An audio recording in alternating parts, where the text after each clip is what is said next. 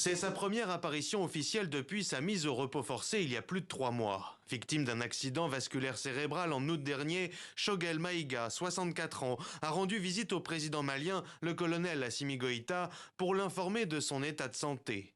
Il se dit apte à reprendre le travail. C'est la reprise presque.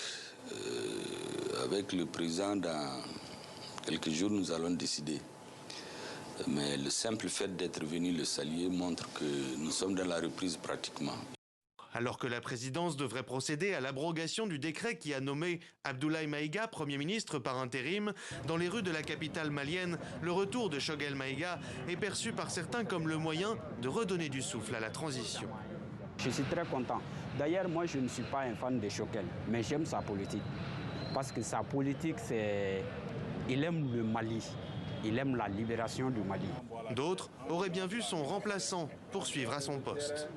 Si toutefois on peut laisser la chance au colonel Abdoulaye Maïga vraiment d'être confirmé au poste du Premier ministre, ensuite essayer de voir remanier le gouvernement pour que nous puissions avoir un gouvernement inclusif.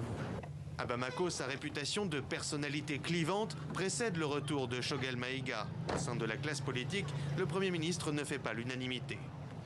Le Mali a besoin aujourd'hui d'un Premier ministre qui a de l'énergie. Un Premier ministre qui puisse rassembler. Et je ne pense pas que Choguel soit ce Premier ministre. Du côté du M5 RPF, dont Choguel Maïga est l'un des fondateurs, les tensions du mois d'août ont, semble-t-il, été balayées. Sans lui, il va être très difficile de réaliser cette refondation tant attendue par les Maliens.